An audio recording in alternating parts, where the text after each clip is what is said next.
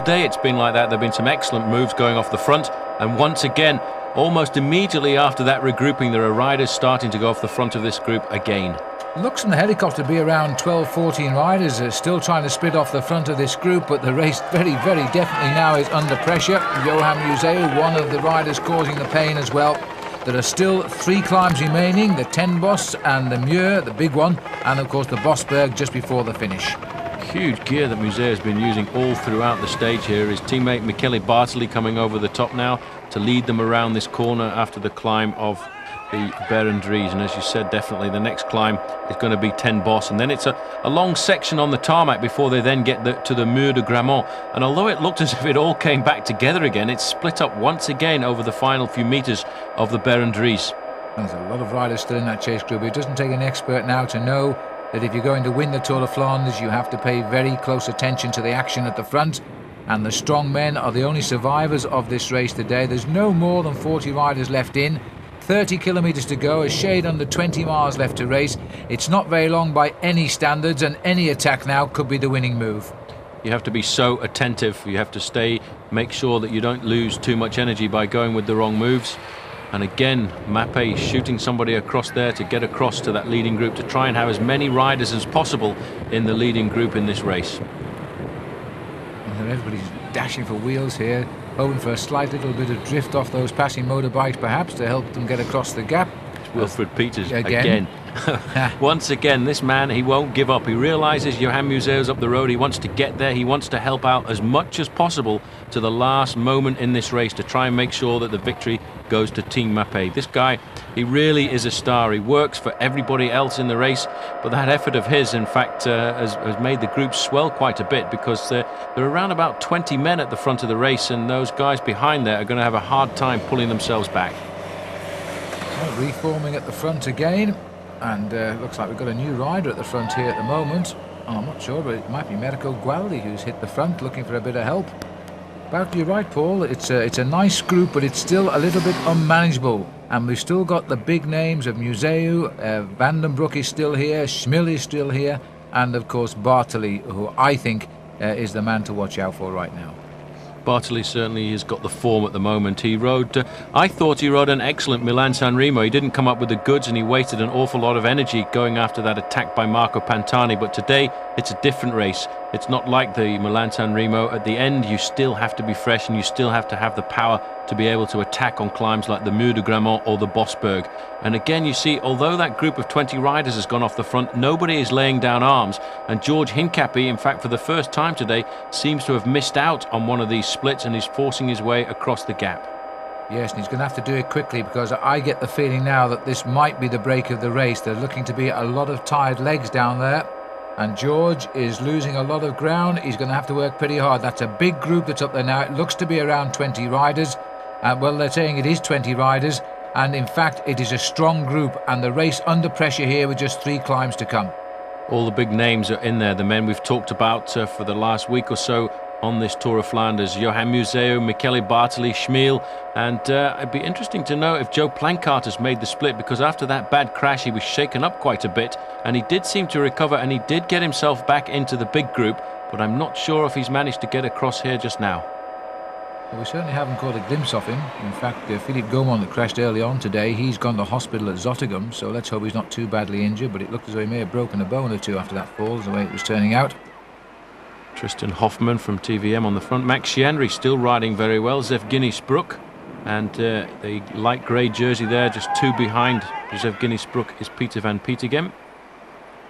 I'm not sure, as you've said on many occasions this year, whether I like that grey jersey of TVM, but they're certainly riding well together as a team.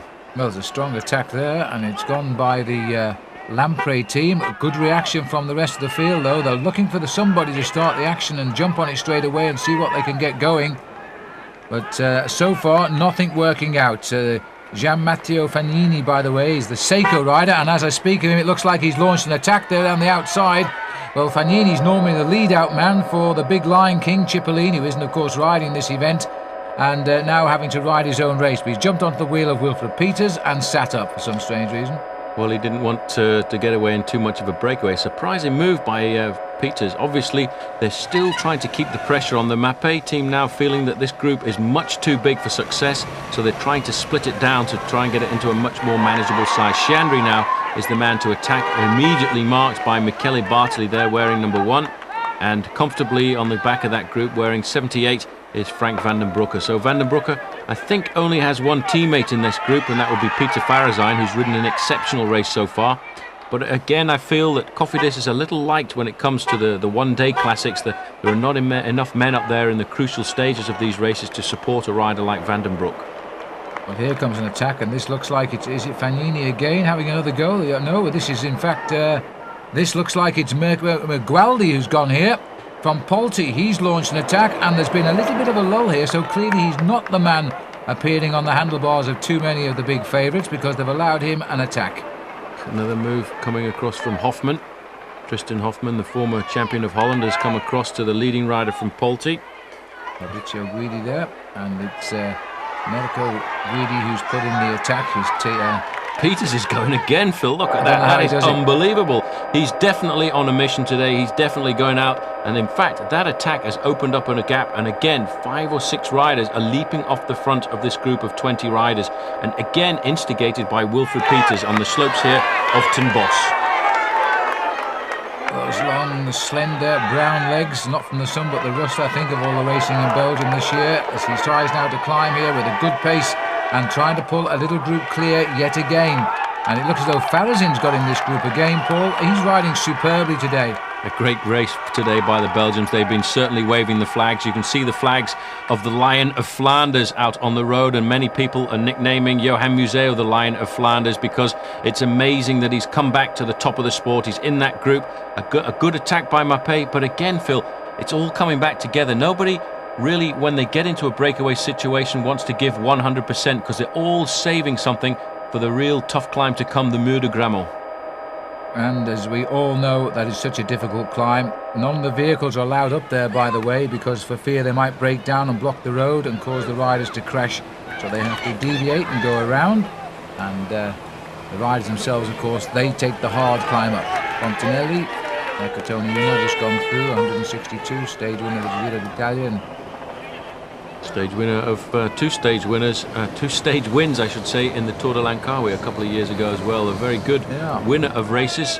Second from the back, Rolf Sorensen, a former winner of the race. Third from the back, Johan Museeuw, another former winner of the race. Yes, Fagnini, but you know, it's funny, but Museeuw, maybe he's nervous of the road since his crash, but if he's not attacking, he tends to hide at the back and watch and wait for his next move. He already knows where he's going to attack, and I probably suggest, Paul, that he will now make his next move on the Muur, if he can. If he can, that's the big question, because after all, let's not forget, we're looking at almost 270 kilometres of racing today, and that's a long way after a year out of the sport, but not far for Wilfred Peters again. Wilfred Peters launching that attack, putting pressure on everybody here, because they know if they let him go, he's the kind of rider who could actually stay clear to the finish. I don't know how he finds the energy to keep on doing this, because he doesn't shirk his weight in working either, as well as putting in these attacks. Nasty bit of road surface there, as Tchmil was, in fact, Tchmil has opened the door there and allowed that break to go clear. It won't be too popular with the rest behind him. But it won't be too popular with Johan Museeuw, because he was the next man to move up towards the front. Although it's amazing, you see, Museeuw 1 minute was sitting right at the back of the group, and as soon as the danger started to come, as we're approaching now the town of Grammont, we're on the road to Grammont, and then as soon as he could see that there was a bit of danger, he flicked his way straight up to the front. 25 kilometres left now to go to the finish. Well, we're shortly going to be in the streets of Gerardsbergen, and it's out of that town where the climb starts, the Muur, the Kapelmuur as they call it now, meaning Church Hill. And the group here now are very tense. They're racing flat out, they're trying to hold their positions. They're 24.5 kilometres from the finish. There's still a very big bunch down there, and the front runs do not want to be mixing up with the back ones at this stage, because once they get to the Muur, it'll be every man for himself, and the handful that get over the top first should stay clear to the finish. Once again, the main group is being swelled from riders coming back from behind. It was just down to 20 riders a few moments ago, and I'm sure it's more than that just now, looking at the big group of riders who've come in. And in fact, I do believe that Erik Zabel has got into this group again, Phil. He's riding an excellent race too. Well, that is a worrying thought, because Zabel, no doubt the fastest finisher in the group, if he can get over the last couple of climbs and head down to the finish, and that would be a tremendous result for Erik. Started out his season in the Tour Down Under, where he won a couple of stages there, and he's held on to his form. He was so unlucky in many ways to not get 3 Milan-San Remos in a row. He was outwitted by Andrei Tchmil, and they're both together in this group now. Excellent move by Andrei Tchmil there at the end of the Milan-San Remo. Yeah. But I tell you one thing, Sciandri's riding a very clever race too today. He's been with all the moves. He's never actually been at the front. Another of those riders who in this closing stages of the Tour of Flanders is isolated with no teammates there to help him out, so he has to ride his own race. And we're now looking at 7.5 kilometers to go to the bottom of the Muur, and Hincapie is back in the game. There's Zabel. Zabel has stepped on the pedals to try and catch up with the back wheel of Flying George Hincapie. Tchmil is still here and keeping an eye on everybody, and it looks as though Nardello is here now for Mapei as well. So I think we're back up to that original 40 riders. It's amazing. It did split on the slopes of Berendries, and it looked as if that was going to be a decisive move of 20 riders. But once again, everybody's recovered and they've brought it all back together. Vandenbroucke now being very attentive, slipping onto the wheel here of Andrei Tchmil. He too, in fact, a couple of years ago was a teammate of Andrei Tchmil, who strangely enough is wearing the old leather hairnet, which not very many riders opt for these days. They're much more at home with the hardshell helmet, which seems to be adopted much more often. Well, long live the Tour of Flanders. Nicely done by the farmer out of his field down there, and the race goes by. And the field again under pressure at the front. Daylight always between the groups of riders. This is turning out yet again to be a classic Tour of Flanders, as Vandenbroucke, who seems to have been out of our television cameras for the best part of an hour, is now very much back in them, with the major climb of the day just on his nose at about 6 kilometers, the Muur de Grammont. Moving up, starting to be a lot more attentive too, is Andrei Tchmil in the white leaders jersey of the UCI World Cup, the winner of the first round, Milan-San Remo, just a couple of weeks ago. And that looks very much like Wilfred Peters again trying to get across the gap here. This man is riding an unbelievable race every time. Absolutely flying across. Every time something misses out and he doesn't feel that it's quite right for the Mapei squad, he shoots himself across the gap, and this looks like a much more serious split once again in the front of the race. Well, it's certainly a big one, and Peters, sitting on the nose of his saddle there, has dragged himself across to join the leaders. Here he is. This is Johan Museeuw, number 3, who's also got on. It was Museeuw, Paul, I think, who came across the gap. In fact, it looked like Peters, but it was Museeuw who saw the danger there, and he slipped across the gap there. A good move by him, following Vandenbroucke, who's up at the front now. This leading group is about 8 riders at the head of the race. And once again, number 23, Rolf Sorensen, has got himself into a very good position. 241 there is Michael van Haak from the Tonnesteiner squad.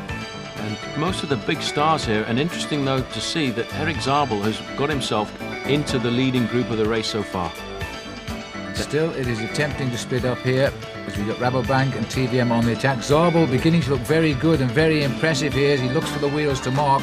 But Museeuw, and as Paul said earlier, they're beginning to call him the new line of Flanders, and for good reason. And let me just quickly run through his results here in the Tour of Flanders. He won the race last year. He had time out in 97, but then he was 3rd in 96, he won in 95, he was 2nd in 94, he won in 93, and that's the sign. He was 2nd in 1991.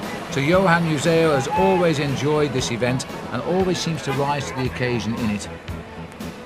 Rolf Sorensen also rises to the occasion. Daniel Nardello slipping back through the group there just to take a quick look at who is in the rest of the field with him, and it makes a good chance for him to look and see that there are already 3 riders from Mapei in this group. I do think, though, in fact, one Mapei rider, a serious member of the team, has missed this group, Phil. In fact, I haven't seen Michele Bartoli in this leading group of riders. Neither have I. And Daniele Nardello was up here a while back as well. I caught sight of him. But the Rabobank team are beginning to look very, very dangerous here. They're attacking all the time. They've got a few riders up here in this front group with Sorensen and Den Bakker and Zberg. But there's still no coordination, Paul. They're just taking rushes at the front and nobody's helping each other. It's just a free-for-all out there. It's fantastic racing. This is the way it's been really for the last 60 kilometres. Nobody in fact has launched an attack. This is looks very much like it's one of the Rabobank men who's come out there. It's Mark Wouters, the Belgian rider on the Rabobank squad, who came out there. Well, there's another name. I didn't spot him, but Wouters was in the moves earlier. He's now come back and having another go. This might be a softener for some other Rabobank rider just behind him. They've got a very strong team here.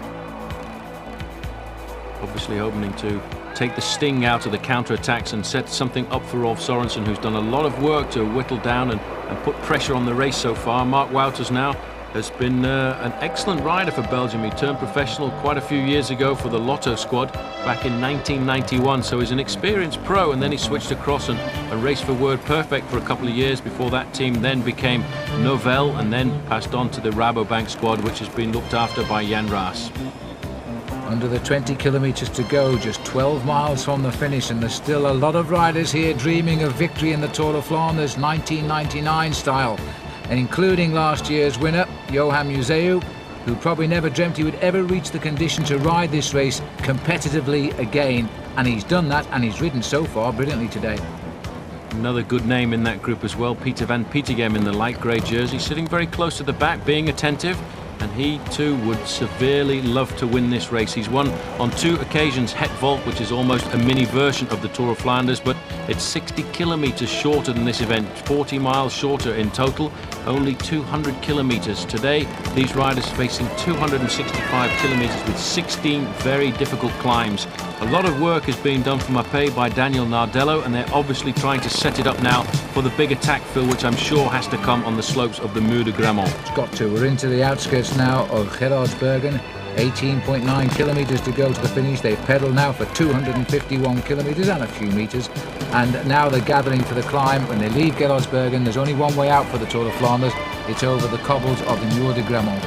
Small misty rain starting to fall now. You can see the tyre marks that the bikes are starting to leave on the road there. That's going to make it quite slippy as Nardello moves to the back of the group. You can see also the confirmation of the riders in this group. Gabriele Colombo is in the group as well for Italy. No, as you say, Paul, no Bartoli. No Bartoli, he's obviously missed out now. That's going to make Johan Museeuw feel quite happy, because he's not going to have to chase his own teammates. Even though they ride on the same squad, there has to be a certain amount of rivalry, and looking back down the road there, that group seems to have disappeared completely. And this group has got rather gaining confidence now. There is the cool Museeuw, as he just tracks riders through in the line. He knows this approach now so well to the wall. The crowd know that it's so often proven to be the springboard to victory for many, many riders, but it's not all over the top of the Muur. You still have to go on to the Bosberg, which itself is usually a doer struggle amongst the survivors of the Tour, and then the race into the finish at Meerbeke. It's been a great race, this one today. We're now into the streets of Gerardsbergen. So often the scene of big-time bike races, this town. Well, this time last year, Johan Museeuw was already alone in the lead by about 45 seconds over the rest of the group. Today, I wonder if he's got the strength in his legs to launch an attack like he did just 12 months ago on the crest of a wave, the greatest form he's had for many seasons. And this year, trying to fight back after 12 months almost out of competition. There you can see right up in front of the riders the top of the Muur, and that's where they have to drag themselves up to. It's a new approach over the last couple of years to the Muur de Grammont.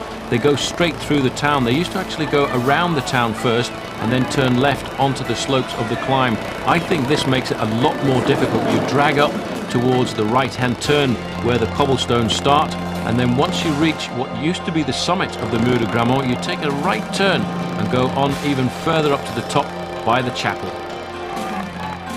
Right, and Eric Zabel is going to be the man who will cross Gerardsbergen in first place, the champion of Germany. Twice a winner of Milan-San Remo, and the big winner of last year as well, as he now heads up with Peter van Petegem taking close order on his wheel. Sorensen is also right there too, and the white jersey on the far right of the World Cup leader, Andrei Tchmil, who's also always ridden well in this event. I have to say, Zabel looking very comfortable there for a man many regard as being a mere sprinter. He really is taking this race in his stride. He rode strongly up there. He's riding to the front of the group. He knows the course. All of these riders now realizing that they are reaching the very difficult, crucial part of the game. At the top of this climb, there's just 16 kilometers or 10 miles left to go to the finish. And I have to say, Zabel is looking pretty cool. 1,000 metres of cobblestones as well. That's a kilometre. Now they're all packing. Is anybody going to find the strength to go? Sorensen on the far side. Van Petegem riding a superb Tour of Flanders, leading at the front here now as they all just dream of what they're going to do. And on the right of the picture, Johan Museeuw looks over his shoulder, but the Rabobank here in number anyway are looking pretty hot. They've got a couple of riders up here now, but still Van Petegem as they swing onto the Muur. 20%, 1 in 5, and there's been a crash, and what a pile-up. Vandenbroucke has gone down again. This time he's taken a couple of the Rabobank team riders with him. And let's have another, and there is Andrei Tchmil has been delayed. Well, this is amazing. Well, I can't see what happened there. Museeuw has gone with Van Petegem. Yes. They took advantage of that crash that went down there. And once again, Vandenbroucke looked to me to be the rider who went down in first place. Van Petegem has flown, and right on his wheel is the new Lion of Flanders, Johan Museeuw. Now, has he got the final few ounces of strength to carry him to victory here?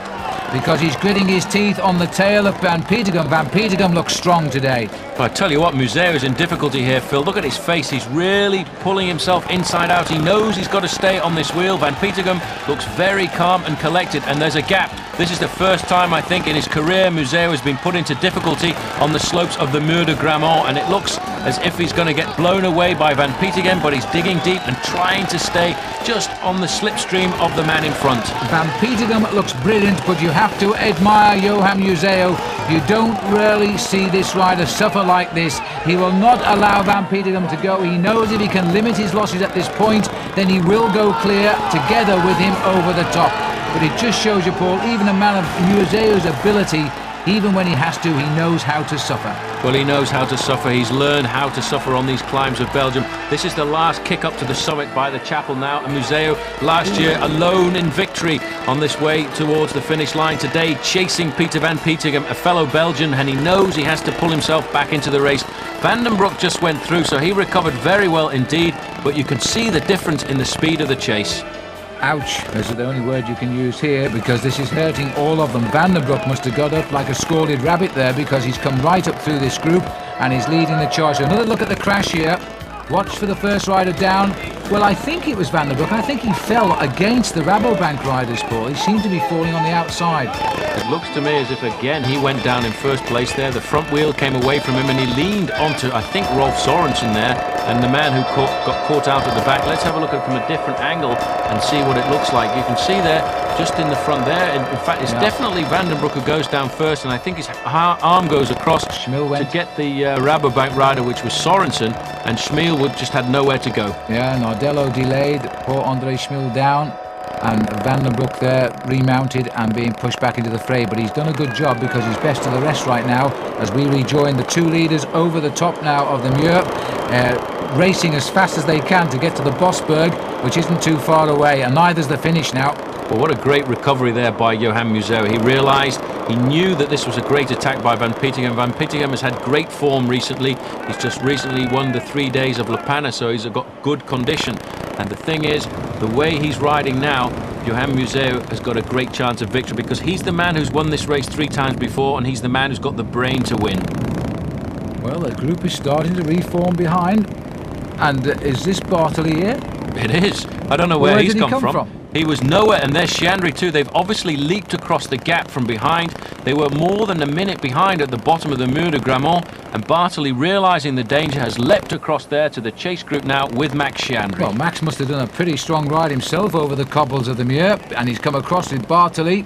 And Max is a sort of Italian, isn't he? Even though he was born in Britain, he lives in Italy, and his first language is Italian.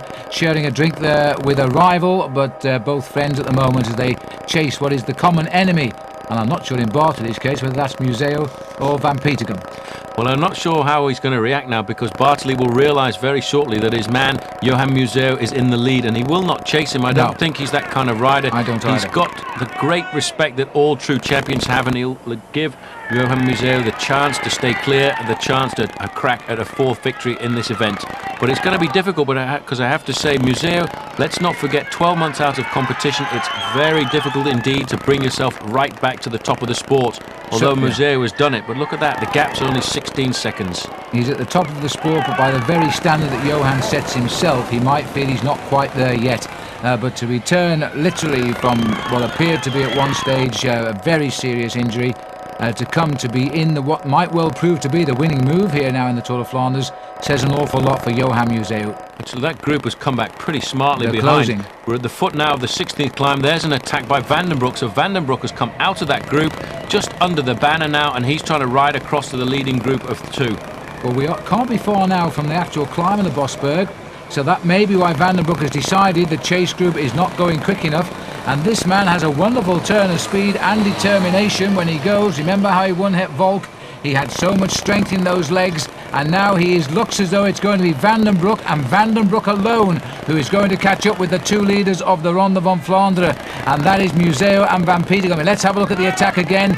He came from about 4 or 5 men back, and look at the heads on the others. They watch him and they don't even react at all. So that was a great move by Vandenbroucke, and we're on the Bosberg.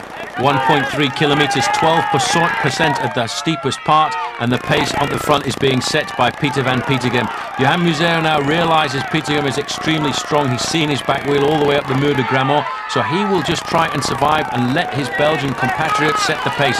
But this man we're looking at now, a French-speaking Belgium, in fact not too far away from Armentières as his home in Ploegstert, is bridging the gap to the 2 leaders. Well, I've nothing but 100% admiration for Johan Museeuw, who's up there with the lead, but he's going to have trouble on his hands now because this young flyer is climbing very steadily on the last climb of the Tour of Flanders. That's if you don't count the little hill up towards the finish. As he comes up now, Vandenbroucke is going to encounter the 2 front men, and that is going to be 3 Belgian riders in the lead. And this is like the good old days of the Tour of Flanders, they will tell you. The Belgians are going to go mad when they see this, but don't forget that group is not too far behind. 15 seconds was the last time check to the group, containing some pretty serious contenders as well. Rolf Sorensen is in the chase group, as is Michele Bartoli. And now's the time when Vandenbroucke has got to put the hammer down, because before those 2 riders can recover from the climb, he has to make contact, otherwise he'll be left in no man's land. Well, that's exactly where he is right now, because I thought he was gaining at such a rate he would have been on them on the climb in the Bosberg, but they've gone over the top and they haven't relinquished too much of that gap at all. But I think Vandenbroucke is riding clear of the rest, but he's going to have to make one big effort. This is the psychological gap, isn't it, Paul? Now you're nearly on, but suddenly you don't seem to get any closer.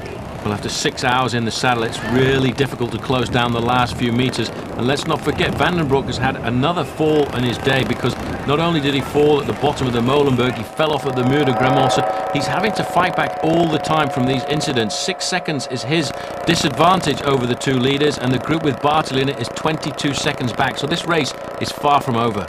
And he's on, so it's definitely far from over, because he's just made the gap. I was thinking he may have been crossing that gap purely on adrenaline after the fall. It was about to run out, but it looks as though he's found his legs and he's now latched on. A glance over his shoulder and another one to make sure he's got nobody coming up behind.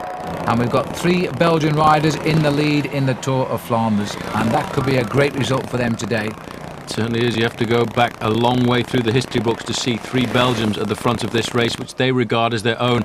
As Frank Vandenbroucke said to me just before the start, this race is like our own World Championships. It is so important for the Belgians, which is why there are something like 500,000 spectators turn out to witness the race from the side of the road. And Vandenbroucke now sitting at the back of the leading group, because he needs to recuperate, because that was a pretty violent effort he made to come away from the chase group on the Bosberg, make the junction with the 2 leaders. But if they want to stay clear, he's got to start working with them pretty soon. Well, Van Petegem had a great 7th place in Milan-San Remo. And so, you know, he could well be up there in the World Cup here. It would all depend on the finishing position of Andrei Tchmil, who'd have to be in the first 6, I think, to stop him taking the lead overall. Not many people would have bet on this combination of riders being at the front after the Tour of Flanders. I have to say, I don't think many people would have put a sensible bet on Johan Museeuw. It may well have been a bet as they go under the 10-kilometre banner, a bet of emotion, hoping that Johan Museeuw would return to the form that he had 12 months ago. But this is quite remarkable to see this man from Gistel, which is not too far away from the start in Bruges, coming to the front of the race in what has been a very difficult Tour of Flanders. In fact, this year the race did pass Johan's house in the very early stages. It was too early to be in a leading group, I think.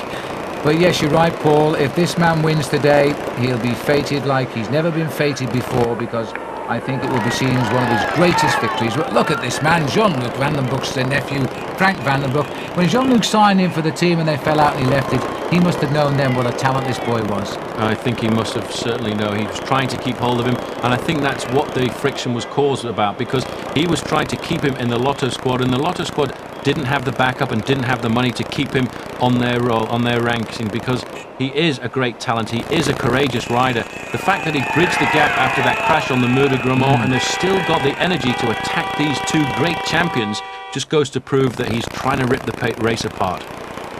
And with 8.7 kilometres to go, the motorbike's getting in the way there, but it doesn't matter because Vandenbroucke has been put back in his place, at least for the moment. Johan Museeuw gone to the front, I think not so much to attack, to try and keep control of the speed here, because I think he really is in difficulty. There was a moment then I was going to thought I was going to eat my words, Paul. I thought he was poised to attack. I think Vandenbroucke is the strongest rider in this group, and Museeuw now realising he's got two very young challengers here, and he has got to ride sensibly. I don't think we'll see Museeuw trying to attack this group of three riders. He will just hope that he's got a little left for that sprint. He knows the sprint exceptionally well. He's been first over the line there 3 times in the past. He got beaten in the sprint in a very close finish with Gianni Bugno a couple of years ago, so he'll be casting his mind back to that, trying to run himself through this final few metres up to the finish line. And he'll be looking now at both Vandenbroucke and Van Petegem to see if there's any signs of weakness, any sign that he can take advantage of.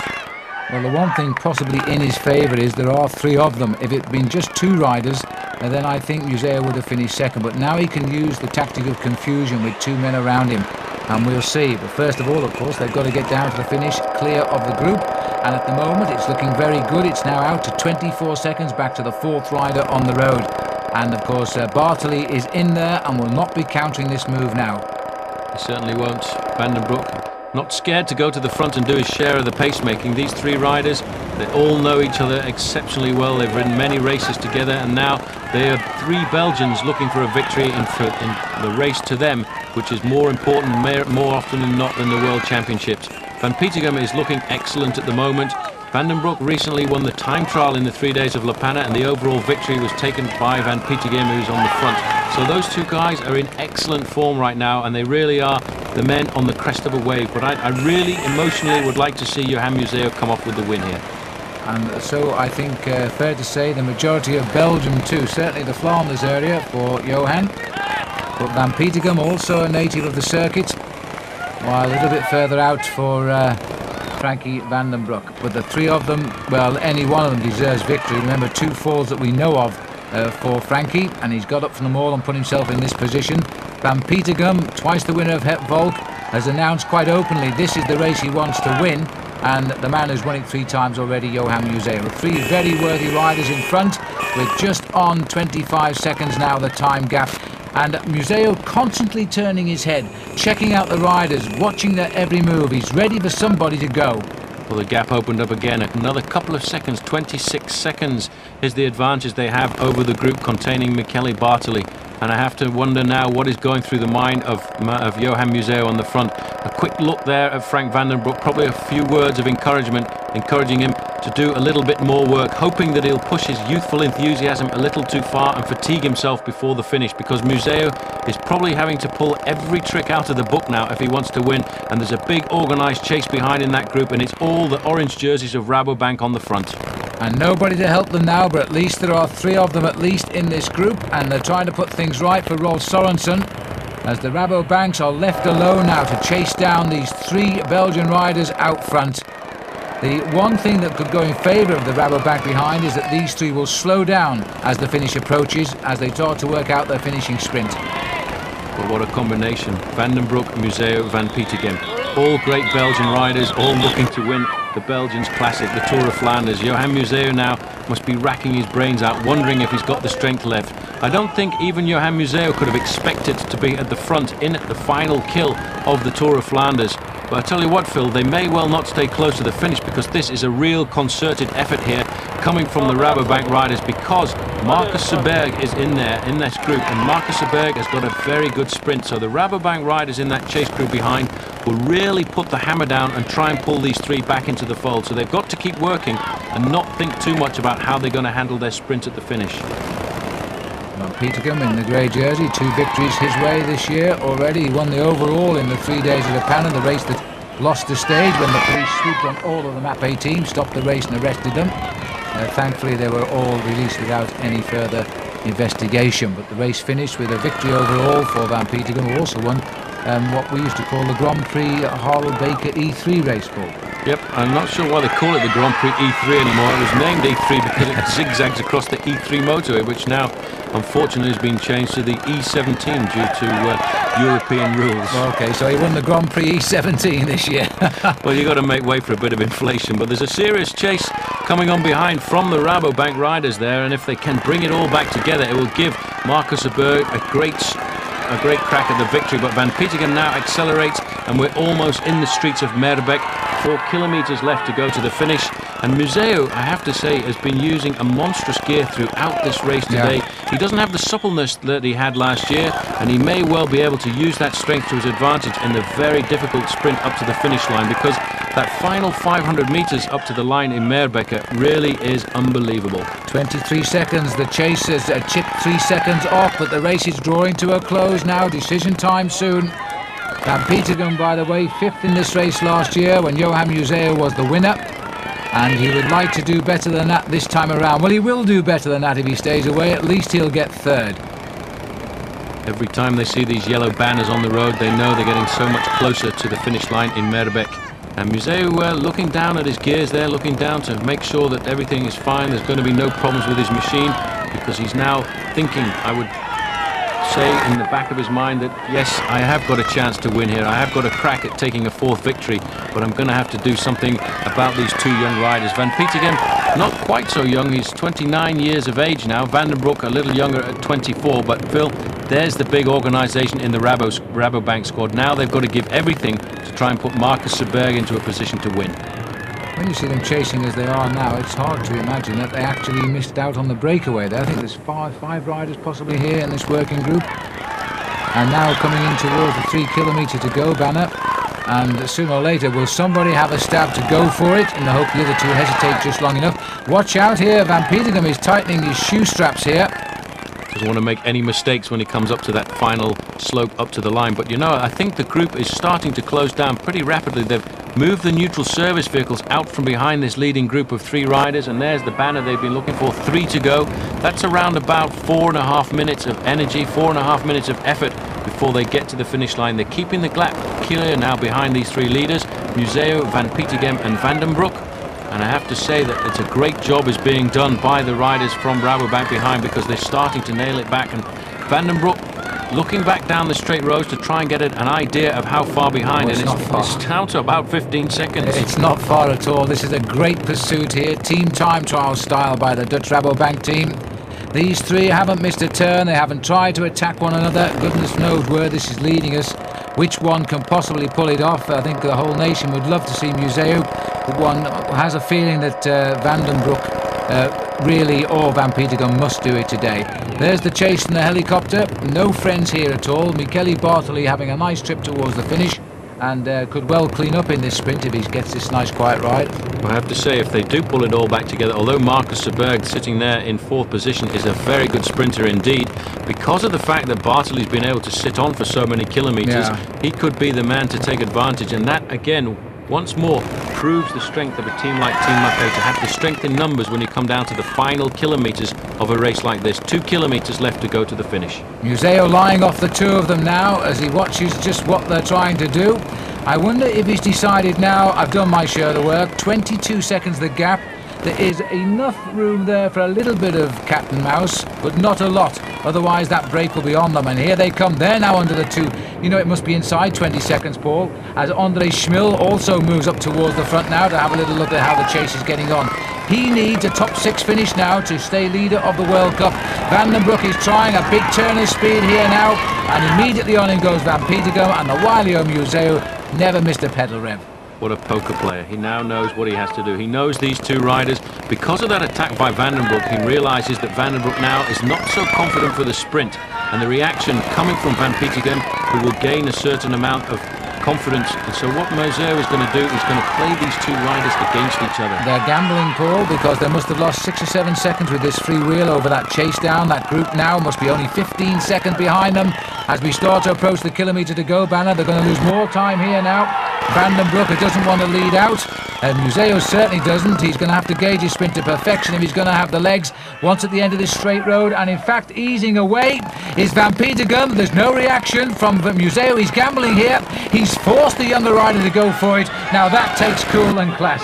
Well, don't forget, he's won this race 3 times. He's saying to Vandenbroucke, don't worry, I don't care. I've won 3 times before. You've never won. You've got to make the effort. You've got to close it down. Vandenbroucke has done it very well. But Van Petegem didn't insist. In fact, he's sitting up. He's waiting for the other 2 riders to come back up to him. He wasn't sure. He didn't have the confidence he could go clear to the finish. It was a move he didn't really want to stop, but the gap was there. He had to give it a go. Museeuw proved he could hold his cool. Now at the top of this hill, it will all be over, and they're going to slow right down, I think now. Museeuw can see the finish. He's won here 3 times before. Van Petegem rides in the middle, his head turning from left to right and right to left. They're moving right across to the barriers now. It looks so Vandenbroucke is going to lean on both of them here as they keep Johan Museeuw tight on the barriers now. Museeuw is being forced to lead out. Van Petegem finding a little bit claustrophobic in the centre there, but coming clear. Museeuw, I think, is a beaten man here. The legs aren't quite sharp enough. Vandenbroucke is going to take on Peter Van Petegem, but I think this is the year of Peter Van Petegem. He is clear of the 2 of them, and he gets a well-deserved victory, and I'm not surprised he's pleased about that. Well, a great ride by the Belgians, Phil, I have to say, and it's very rare you see a sprint like that. Those 3 guys lined it up like a drag race, and it was going to be an acceleration, and the strongest man would win, and that was Van Petegem, as Michele Bartoli leads the rest of the group across the line for 4th place. So we were right about one thing. If the race had come back together again, it looks though Bartoli would have taken the victory. Mark Wout, as that was finishing, he's a little bit off the back of the break now. Let's have a look at that sprint again here. Museeuw did everything possible and it didn't work out for him, but that's the way it goes. 3rd is a brilliant result for Johan Museeuw. 1st is what Van Petegem has always dreamed about, and this time he's got it. He knew he had it right here. He just had to keep the rhythm going. And poor Frank Vandenbroucke, well, 2nd isn't bad, is it, when you've had 2 falls, and he had to come up to these 2 when they went clear just before the Bosberg climb.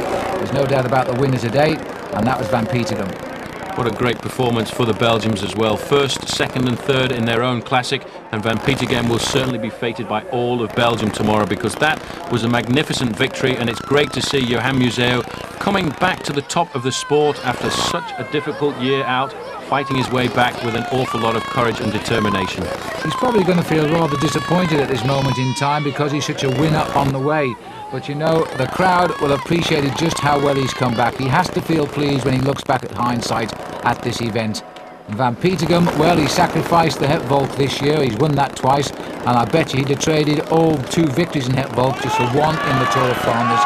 It's the one that all Belgian riders want to win, and now all he's got to do is go and salute the crowd and enjoy the rewards of victory in the Tour of Flanders.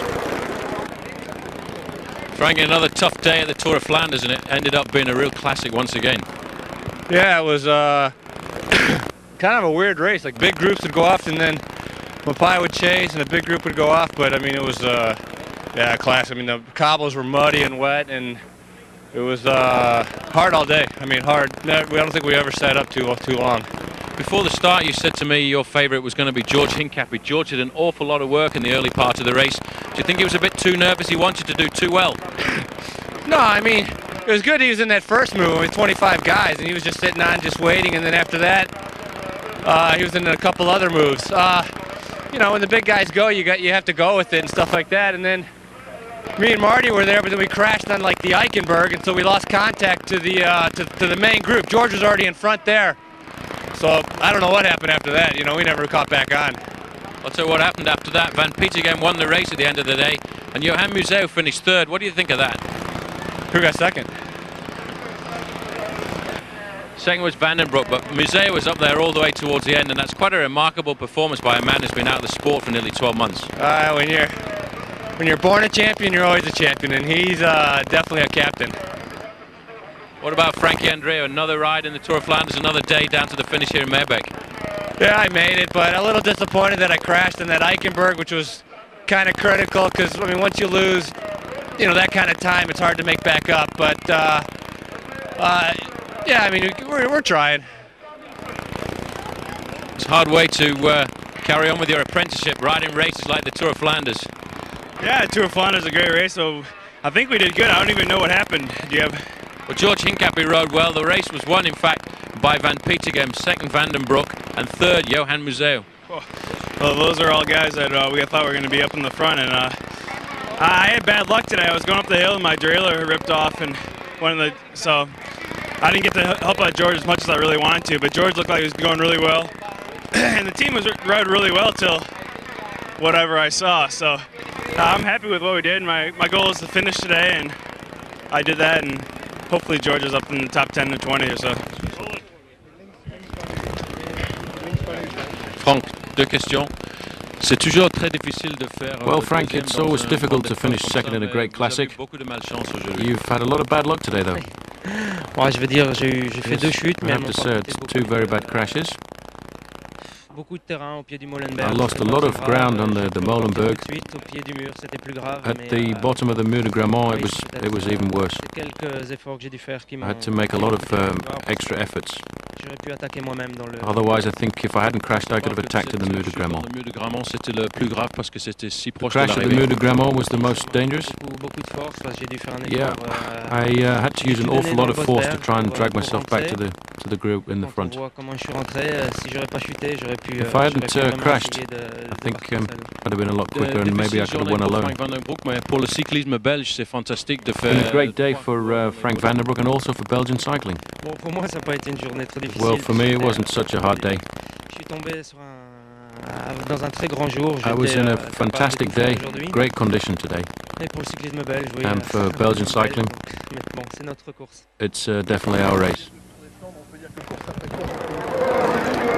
So, well, second place isn't bad, is it, for Frank Vandenbroucke? No doubt, though, the man who was really on form at the end and inspired and drawn to that finishing line was the other Belgian rider from TVM, Peter Van Petegem. A great victory for him, and a terrific applause here for Johan Museeuw, who has come back big time here with a third place finish, and everybody enjoying it. And the new line of Flanders, really, I think, the man who today has finished in third place. And a crowd bigger than usual, enjoying the spectacle of another tough Ronde van Vlaanderen. The race goes on. Well, everybody agrees that was one of the finest Tour of Flanders, and the great days are back for Belgian cyclists. 1, 2, 3 in this event. They haven't done that since 1982. And what about Johan Museeuw? The great man is back. He's now won this race 3 times. He's had 2 seconds. He's now had 2 thirds. And Peter Van Petegem, well, he's realised his dream. Until the next time, I'm Phil Liggett for Paul Sherwin saying goodbye.